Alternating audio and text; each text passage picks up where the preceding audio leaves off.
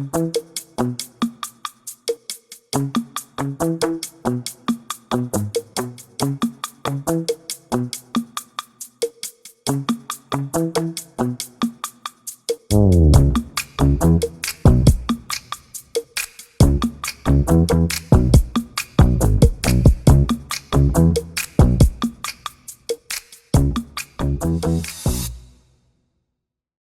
what's up? This is Eric.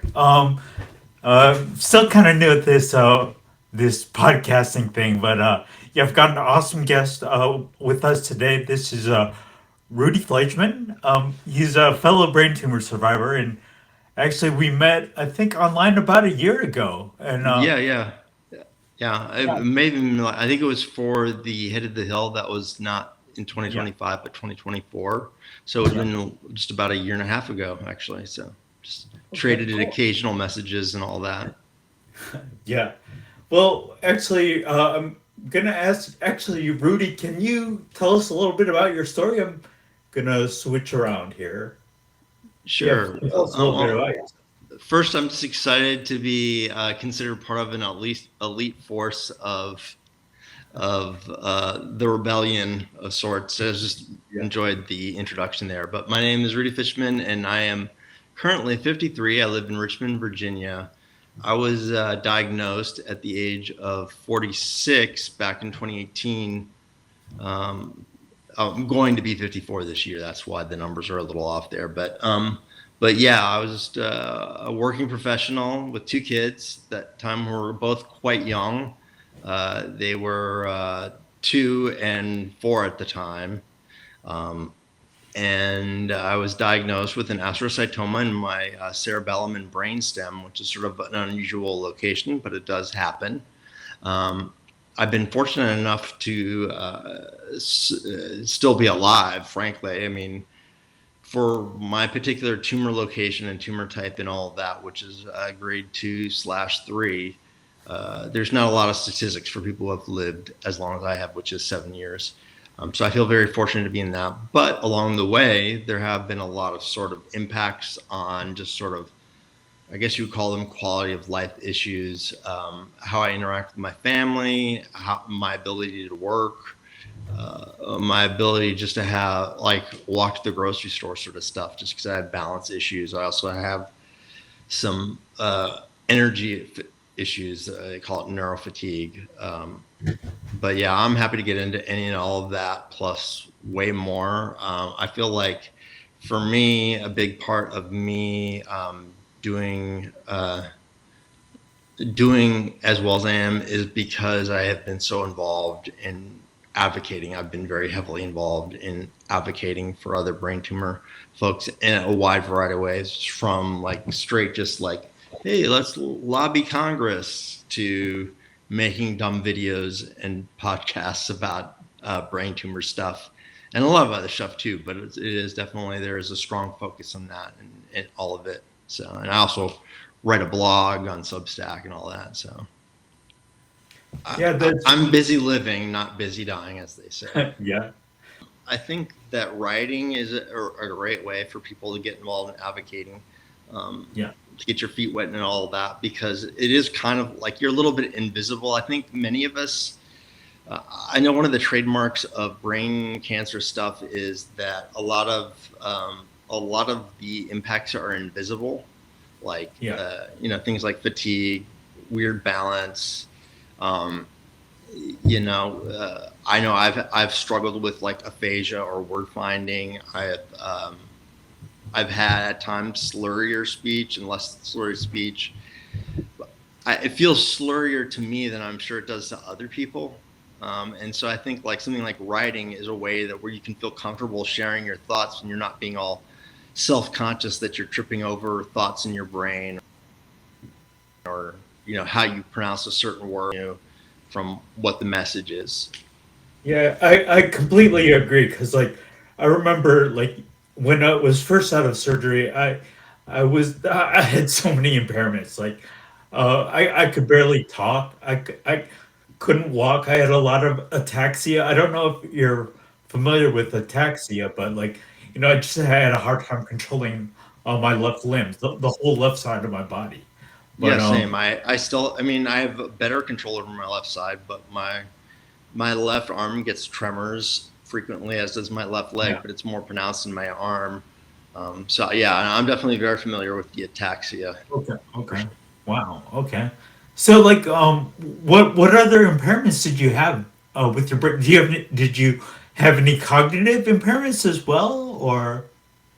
Yeah, it's none of them in of themselves seem all that sort of like catastrophic and devastating, but when you add them Okay. up, it's kind of a lot. I mean, I like to use the analogy of imagining yourself being poked by a stick. It's really annoying, right? Now add another stick and another stick and another stick. They're Yeah. all individually pretty annoying, but when you have like 9 or 10 of them, it's pretty terrible. For me, my issues, fatigue is the big one, and then I think I said this before, but neurofatigue is what they call it because it's Yeah. different than physical fatigue. It's your brain Yeah. just starts glitching out and can't like think clearly. So in terms of that, like I'm basically good for about 2 to 3 hours of like coherent thought a day, Yeah. which is part of the reason why I don't work on Yeah. disability. I could maybe string 1 or 2 days of good work in, but if I did it every single week for 30 to 40 hours, it would be very devastating to Yeah. me. I have balance issues, just even if my limbs did work properly. Whereas I feel like I'm always walking on the deck of a moving boat is kind of the best way to describe it. Yeah. It's not dizziness. I just always feel kind of off kilter and like Okay. I'm always trying to keep myself from sort of falling over or whatever. So I do walk with a cane part of the time. I used to be really bad about never walking with it because I was too proud and all that. But then Yeah. another brain cancer friend of mine, a guy named Adam Hayden, who's really fascinating, he explained it to me like this: is think of the cane as you helping yourself, and even in a way it's kind of like giving a middle finger to the world, which I like, Yeah. being sort of an antisocial person in many Yeah. ways. um, it's I don't know, it feels like it's me helping me, so it's less of me accepting help from others. It Yeah. helped me a lot to be a lot less self-conscious about it. So I do walk with a cane part of the time. It's especially bad if I'm extra tired beyond my sort of Yeah. normal level. I'll put it this way: in terms of my fatigue, I haven't felt fully awake since 2018, shortly before my diagnosis and surgeries and all that. So, as I mentioned, I do have ataxia, which is I have weakness in both my left leg and my left arm. So I will occasionally, that combined with sort of the balances, I will walk kind of funky, zigzaggy, zaggy is sort of how I walk. I've actually several times, it's actually kind of a funny thing. You know, I walk a lot as a sort of a form of self care and also just trying to stay in in relatively good health. But I have been pulled over or several times while I'm walking by people who wanted to know why I was drunk at like say 9 a.m. in the morning. Maybe so. I have a little bit of a funny walk, especially when it tends to flare up more intensely. So that's it. Cognitively, the fatigue obviously limits my thinking, but I've pretty much completely lost the ability to multitask. If Yeah. like say I don't know, I'm doing a crossword puzzle and then somebody asks me to help them do some dishes all at once, like I just completely glitch out and my brain doesn't do it. I can't like I couldn't do this and look at my phone at the same time. I couldn't. It's just too difficult for me. I have to focus on one thing at a time, and that's it. Which is again not a terrible thing, but if you add up a whole bunch of other things, it it just slows you down during the day, and it's one more sort of nuisance of a thing that is. I don't like to call them disabilities as much as challenges. Um, I've become really big in trying to adapt around some of my physical and cognitive issues. For instance, like uh, word finding aphasia. I've become very good at coming up with sort of distracting techniques that don't let Oh, on that really? I'm trying to take that 10 seconds to think of the word. But I come up with it, fortunately, most like 99% of the time, and nobody knows the difference, but I know. Um, Yeah. yeah, I know Like, what happened. how do you mitigate that? Like, I mean, how do you like when you're just having a normal conversation and you're having trouble word finding? Like, how do you like kind of like make it look normal? I guess you know. There's a number of ways. You'll notice when I talk, a lot of times I will sort of segue into other areas. Okay. Part of that is just developing sort of ADHD like sort of qualities, thanks to Okay. all the treatments of having brain cancer. Yeah. But it's definitely more pronounced with that. Like, I will intentionally change subject while I'm talking to buy me more time. Like, not necessarily completely change it, but like say, I'm trying to think of a word, but then I start saying, "Oh, that's a really nice blue shirt you're wearing. Where'd you get that?" And it buys me some time to think of Okay. it. Gotcha. Or I might rephrase the same sentence, like if I want to say a sentence one way, but I can't think of that, I will rephrase it in another way, and sometimes that's good enough to move on to the next whatever. Yeah. But it gives me a chance to then repeat the idea again, but in a different way, which is usually what I do in most situations.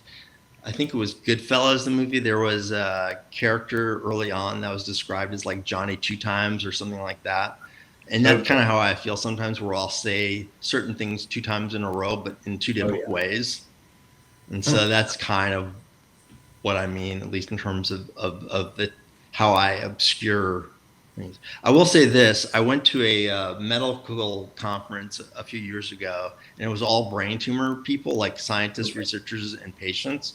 Yeah. And I was just participating in this breakout group talking about whatever. I don't even remember what it was, but I was having a moment of sort of where I just couldn't find any of the words, and it was like so nice to be in an environment where people could tell what was going on and were fine with it. I mean, it's like they Yeah. understood and were patient with it, and didn't. So even though the instances may have happened like been like 3 to 5 seconds each, it still was 3 to 5 seconds less that I was not feeling sort of stressed out and being Yeah. self-critical and all of that, which is nice.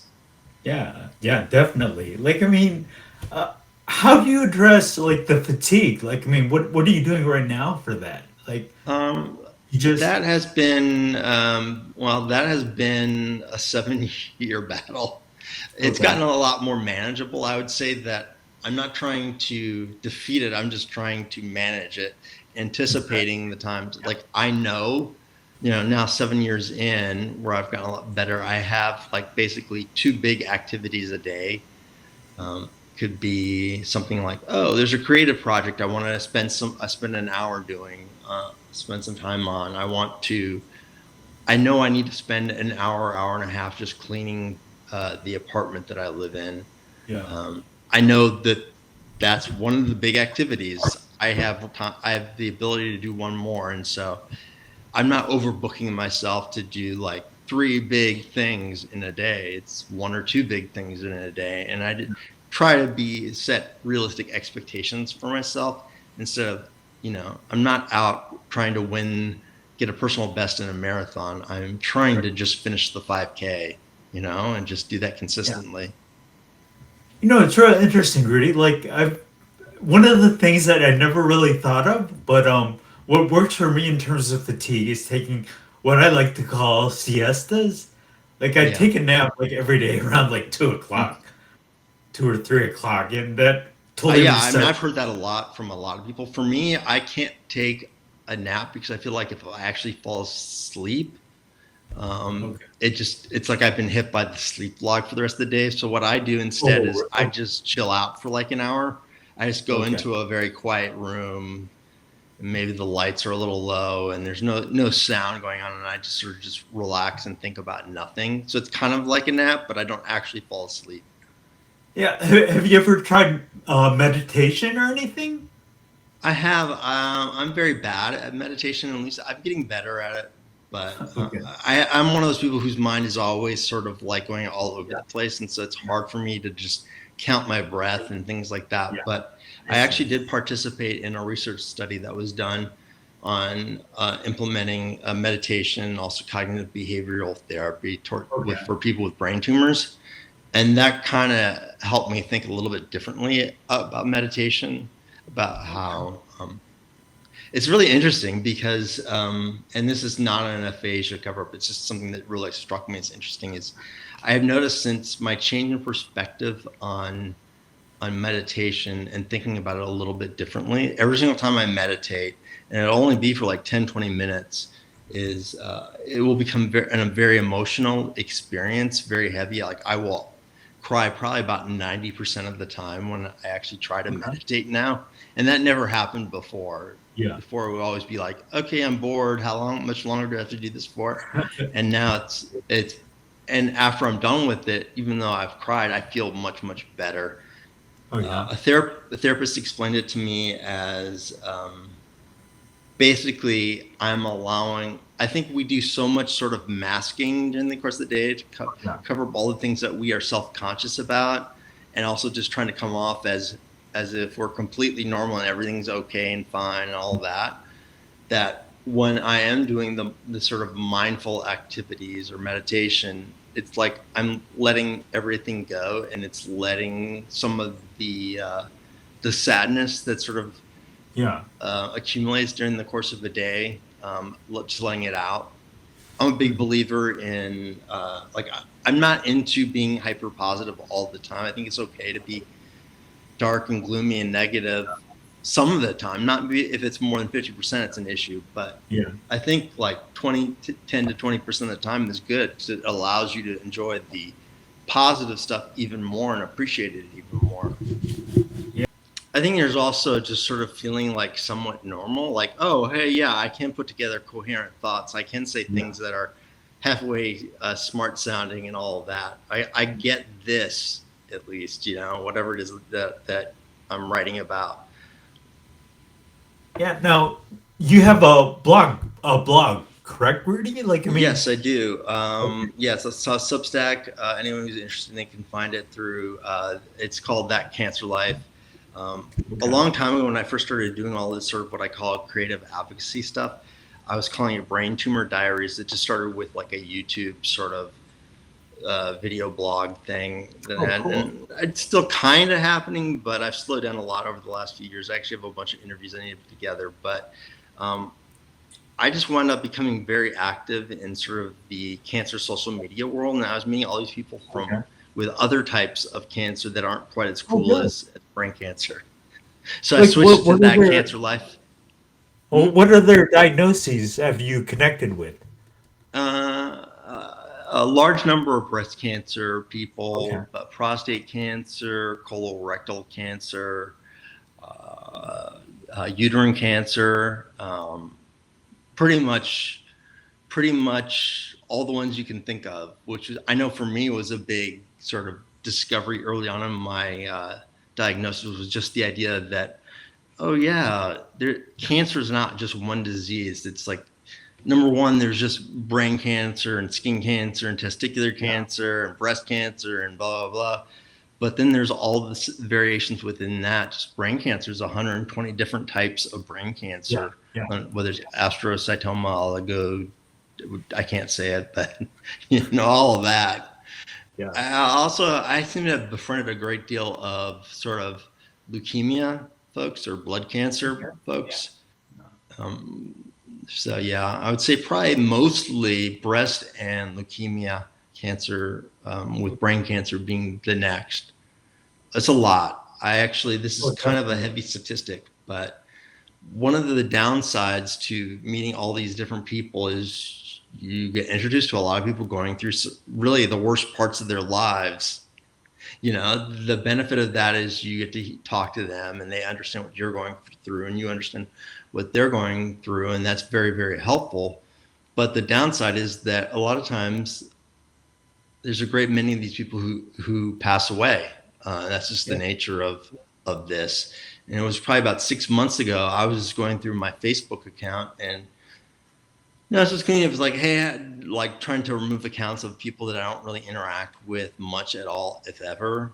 And so I was just deleting accounts, and I was like, there's kind of a lot, and I noticed that the commonality is that they were all people that had cancer. So it was like I counted roughly 75 to 80 different people who had passed away, and nearly every single one of them was due to cancer. So that's it was a heavy moment for me. I was just like, Oh yeah, wow, this definitely. is real, you Yeah, know? actually, before I started the Disability Guerrillas, I ran a cancer nonprofit, and most of the people I interacted with were the young adult cancer survivors, and like I think like within a span of like 2 months, I lost three close friends, and then I just it was just too much, and I just had to take a Yeah. step back from the whole cancer brain tumor advocacy because you know especially in the young adult survivor world, you get really close to people. And, after losing so many people so fast, like I was like, I need to take a break.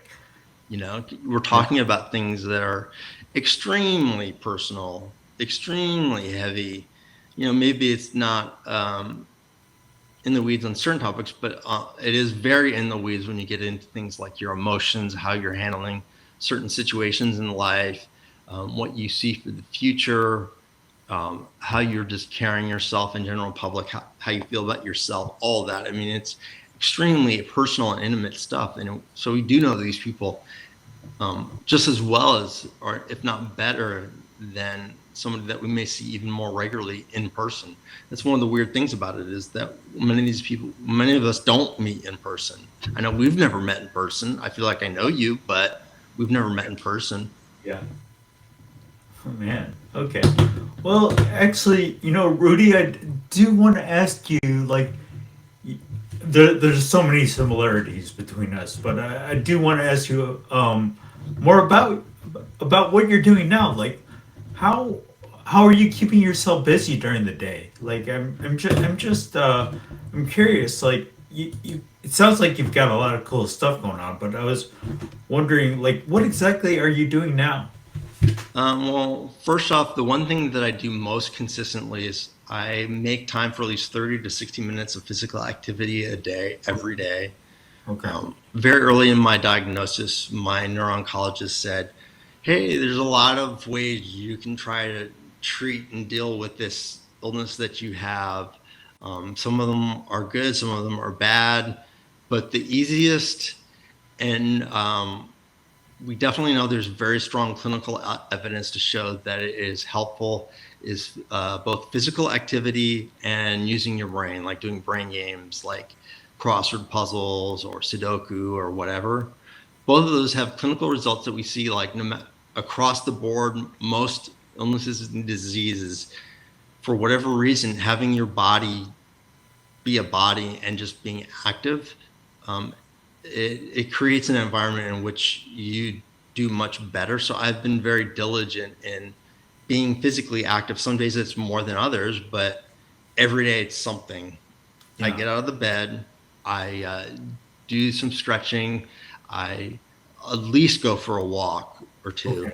Right. And other days I do more than that, like 3 to 4 times a week. I try to be a little bit more focused, do some body weight exercises, maybe Okay. get on a rowing machine, that sort of thing.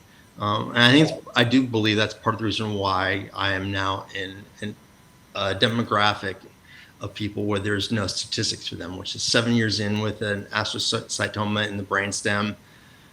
People just don't typically live as long as I have with that. And I think that the other thing is just spending time with my kids. Uh, my kids aren't always crazy about hanging out with me, and I'm not forceful, but just being in the same room, I think is helpful. Having that sort of emotional contact with somebody who's important to you is, I think, is also, it gives you a reason to be excited about whatever, because it's not as often as exciting to get up. Oh boy, I'm going to go walk for 30 minutes. That Yeah. some days like it's a really nice weather, and so you're looking forward to it. But many days it's like, kind of Yeah. You cold. Do I really really gotta want to get push out of yourself. bed? Yep. So that's pretty much every day. I have a rotation of a few other things that I do.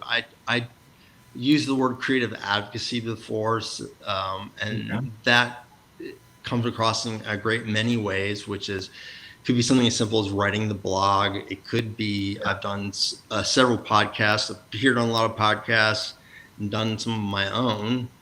including one that was entirely cancer focused. Okay. I made videos very early on. I spent 20 years making TV shows, Okay. basically bad documentaries that you'd watch like on Okay. Discovery Channel and History Channel, that sort of thing. Um, and so it's just kind of in my blood. I need to create something. So I would do these videos that were very short form, like 10 to 20 minute sort of things. Okay.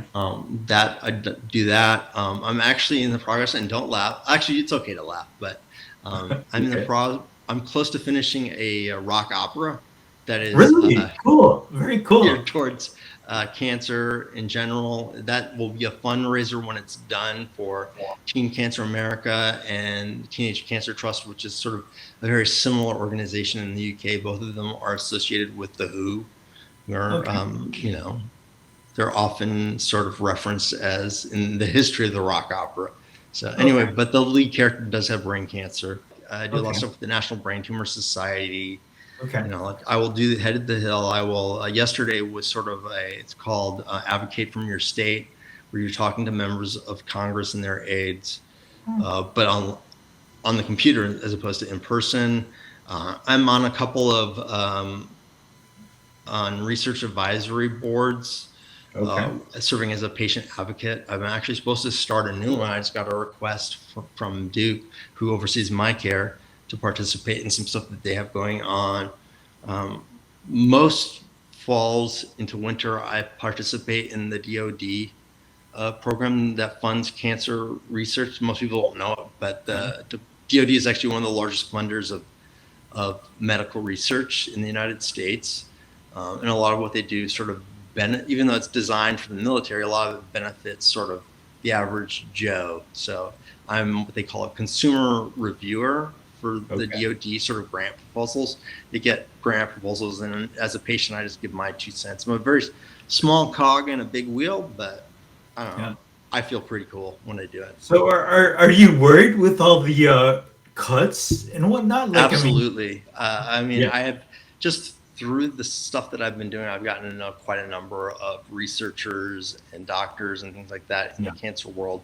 And I will say that I know the intention was just to cut waste, but it was kind of like cutting waste with a hand grenade or a stick of dynamite. Yeah. And there's a lot of sort of like peripheral sort of impacts of, oh yeah, we made these rules on this particular types of grants, limited them a little bit, but what they don't understand is that the reality of how most grant money is spent is not quite the way, it's not being misused or anything like that, Yeah. but facilities are using that money to actually fund more than one study at a time. The amount of funds protected isn't really significant in the grand scheme of things, and it is very much throwing out the baby with the bathwater, in my Right. opinion, anyways.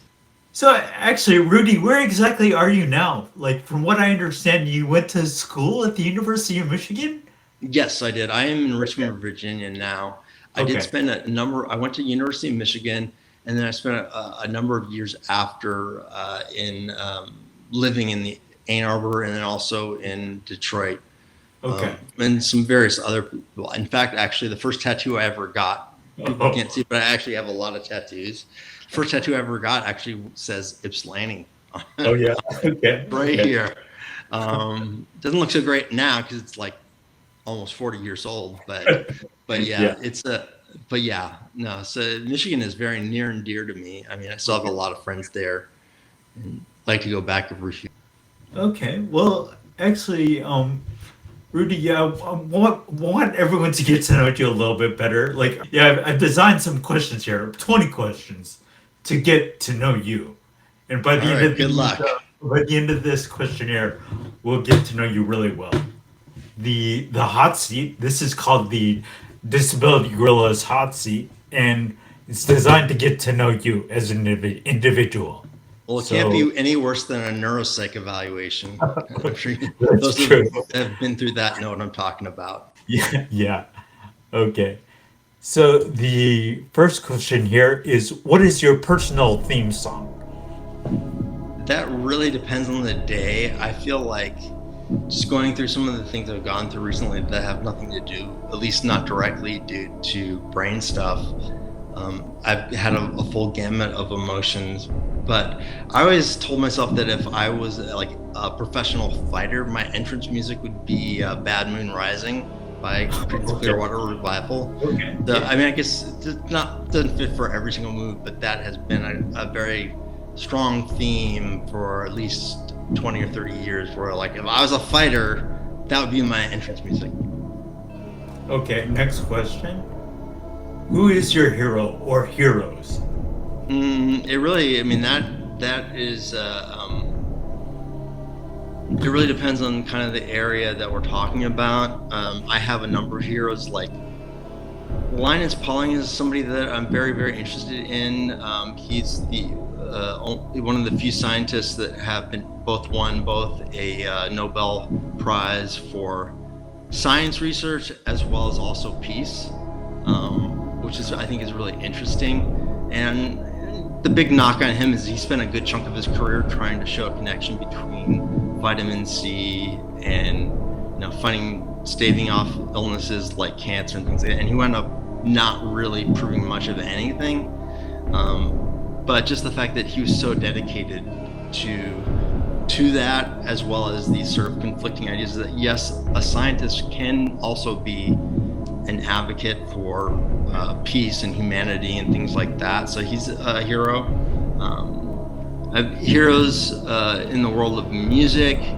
Right now, the one that comes to mind, just because I was just listening to the Beach Boys earlier, is Brian Wilson, just somebody that I think is utterly fascinating, who took essentially a very dumb sounding genre of music, which is just pop, surf music or whatever, and turned it into symphonies and orchestras, which I find really fascinating. There's a lot of people in the world of music that I could get into. Okay. All right. Next question here, number 3 of 20 is, what is your favorite hobby? I would say most consistently, the thing that I come back to over and over throughout my life is probably music. I have a lot of sort of like casual hobbies, and then I have a few things that I'm very like neurodivergent, like in that like I get into things really hardcore for a while. Like there were close to a decade I was very focused on photography stuff, but there'll be other things where like I will be really into painting and drawing for like 6 months and then kind of fades away and then will be replaced for something. I would say music is definitely the most consistent throughout pretty much since I was like 15 or 16 to now. I would say after my diagnosis, my passion for music kicked up to a very extreme degree, not that I hadn't seen since maybe my 20s. Yeah, okay, cool. Very cool. All right, now we're going to change gears a little bit here. But in mathematics, what is a prime number? A prime number is a number that can't be divided by any other number, can't be broken down. So like a number like 3 is a prime number, right? So it's because you can't divide it by 1 and get another. Well, you could divide it by 1 and get a 3, but any other number you can't really get anything. It doesn't easily break down into, like 4, which break down into 2 or 2. It's 2 and 2, I should say. Yeah, so that's a prime number. I like to think of myself as a prime number, sort of. Okay. Yep. Now, next question here: coffee or tea? Tea. Tea. I don't know why, for whatever reason, I've never been a huge coffee person. Caffeine doesn't really do much for me, and so I enjoy tea more. There's more of sort of, I understand the flavor palette of tea more than I do with coffee. Okay. I don't dislike coffee. It's just not my go-to at all. Yeah. I drink tea way more. What is your favorite website? Why? Disability Guerrillas.org. Yeah. My favorite website, again, just happens to be whatever my sort of obsession is at the time. I spend a lot of time sort of window shopping Oh yeah. Okay. So I will be like, say, be on the Target site, or I'll be on, Bed Bath Beyond site, whatever, and just looking at stuff. I don't buy stuff. I just look and I'll put it in my cart Okay. and think about like, Okay. oh yeah, maybe when I have an extra whatever, I can get this or whatever. So that's probably where I spend most of my time, at least looking at websites. I do spend a fair amount of time on social media, not as much as I used to, but Yeah. I do. So I guess you could say like Threads or Facebook or Instagram or. Okay.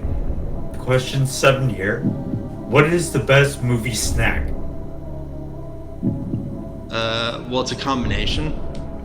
It is a combination of popcorn with very little butter, and then also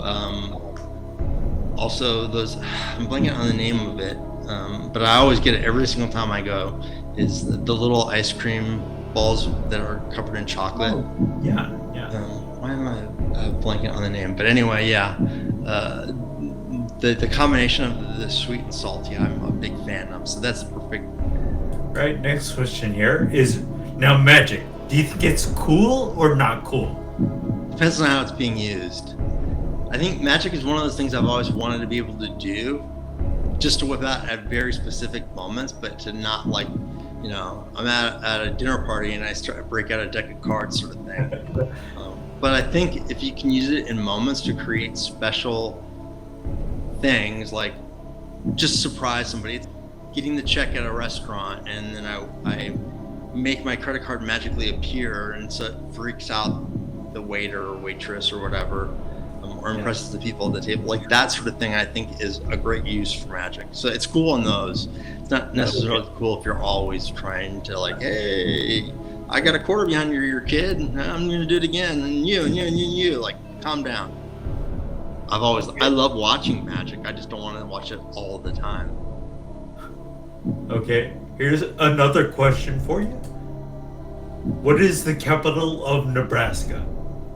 Omaha? I could be wrong. I'm not very good at the capitals. Yeah, it's actually Lincoln. Lincoln, Oh Nebraska. yeah, that's correct. So you don't know your geography. So I know it all right, but I don't know Nebraska well. I will say that I have been to 49 of the 50 states. The only one I haven't been to is Alaska. really? But Nebraska is not one that I've spent a ton of time in. So Okay. Right, we're halfway through the questionnaire here. What is your favorite childhood memory? Wow. My uncle was a movie producer, and so when I was like probably like 9 or 10, I went to visit him, and he was working on a movie called Star Trek 2. So I hung out with Ricardo Montalban and really? Leonard Nimoy for a few hours. That was pretty cool. Yeah. Wow. But yeah, I don't know. There's a lot of things that are a lot less sort of, I guess, recognizable to the typical person. I think most of my really good memories are things like, oh, we took a trip here and had a really good time that one day because we went here. But yeah. Okay. Next question here. Movies or TV shows? I would say for a long time it was movies. Now it's more TV shows. I think it's just easier because I think 30 to 60 minutes is easier for me to keep my focus for than say like 90 minutes to 120 minutes. I still appreciate a really, really good movie, but I tend to watch TV shows way more. Okay. All right. Number 12 here. Karaoke. Give me the mic or let's go home. Again, that depends on whether or not they have Pat Benatar's "Hit Me With Your Best Shot" on it, or "I Love Rock and Roll," or even better, "I Love Rocky Road" by Weird Al. If that's on the machine, then let's do this. Okay. All right. The next question here. Dogs or cats? Dogs. Dogs. Okay. I like cats fine. It's just I've always felt a really good connection to dogs for whatever reason. I feel like I was kind of partially raised by them. Yeah. Well, dogs are definitely more affectionate. Cats are kind of like they do their own thing. Yeah, they are aloof. Yeah. Can be. I've encountered some cats that are very friendly and affectionate, but it's not as common. Yep. Okay, now are you all about eating out or getting delivery? Depends on the type of food. I historically in my life, I have usually probably gotten delivery more than eating out, but I do like eating out. It's not necessarily because I like the social aspect or anything like that. I just find that the food tastes better when you're in the restaurant versus I don't know what it is about the experience, but it just feels like it's better than when it's delivered and eating at home. I feel like maybe it's because I feel like less of a lazy slob. I actually made the effort to okay, I left the house. I put on halfway okay clothes, that sort of thing. Gotcha. All right. Question 15, and there's only 5 more. But do you prefer a mobile phone or a tablet? Interesting question, because I'm actually contemplating right now. One of the issues that I have that we didn't really discuss are some visual issues. Just because the nature of my tumor location, my eyes have been impacted, and they seem to be getting gradually worse over time at a faster rate than what aging would do. So I've actually been thinking about getting a tablet. Because I find that looking at a phone for prolonged periods of time does weird things to my balance and makes my eyes just feel crappy. Really? Okay. All right. Now, here's a very, very controversial question. Pineapple on pizza, yes or no? Yeah. Yes. I am a big fan of pineapple on pizza, and I will take that to my grave. I think the reason why people are so adamant about pineapple not being on pizza is that they are traditionalists, and I am not a traditionalist at all. Although you could make the argument that pineapple on pizza is a very traditionalist sort of thing, because historically pineapple's always been put on pizza, but historically pizza is a food that families would make when they had just like bits and pieces, scraps and lots of leftovers of this thing and that thing, and just put it on a piece of bread with some marinara sauce and bake it up. There you go. And that's historically what I'm very pro pineapple. Okay, gotcha. That's very controversial because I've got a lot of friends on the East Coast that say absolutely not. But yeah, well, they're wrong, because also people on the East Coast tend to think that like New York or Philly pizza is like the way to go, and we both know like Detroit style pizza or Chicago deep dish is way better. It just is. I mean, it's not even a discussion in my opinion. It's like you're just joking around, kidding, pretending like you're better than everybody else, but really you're not. So pineapple is the same thing. I mean, who cares if it's what you expect to find on your pizza? It tastes better. Yeah. Okay. That's a very good point. Right. Next question, number 17. The smell of fresh cut lawn or freshly baked cookies? Well, I have a sweet tooth, so I'm gonna go with cookies. Although I do appreciate the smell of a freshly cut lawn. It's cookies. In fact, I used to be a realtor for about 3 or 4 years, about 15 years ago, and that's one of the tricks that they do in real estate is when you have an open house, bake some cookies. Before people come in, because it puts a nice, pleasant smell in the air that everybody loves cookies. Yeah, like I've never thought about that, but yeah, like not like every type of cookie, but they like cookies. Yeah, exactly. Okay. All right. Next question here. We got 3 left. Favorite place to travel? I would say that I really like going to Hawaii, especially since it's like 100 plus islands in reality. I would like to go to more than the 3 that I've been to. I've also been to Japan a few times, and I like that. But I could see hitting a point where like, okay, I understand Japan, I'm fine, I'm good. So Hawaii it is. Hawaii, gotcha. Okay. Now, next to last question. Tell us anything we didn't know. Is that I've only been fired twice in my life, and one was by Werner Herzog. I don't know if you know who that is, but there are certainly some snooty people may see this that would know. So I've been fired by Werner Herzog, and the other person is Vince McMahon of World Wrestling Federation / Entertainment. So those are the only two people that have ever fired me, and they're both pretty notorious individuals for different reasons. I think Werner Herzog is more liked than hated, as opposed to the other way around for Vince. Yeah. Right. Last question here is any wise words of advice for people in general? Live an interesting life, be an interesting person, try to explore all the things, the ways you can be a unique individual. You don't have to be like, super renegade-ish or anything like that, but just explore the things that maybe people think you should, or the things that interest you, and just be an interesting human being, period. That's what makes life great, I think, is just sort of being interesting. And I think a big part of becoming interesting is giving of yourself to others. Yeah, totally agree. Well, Rudy, that was the hot seat. So again, thank you for burning up doing over here. Yeah, and we'll definitely be collaborating on something in the future. But sure. this was I will say that I'm just starting to get back into being more regular with doing videos for my YouTube channel.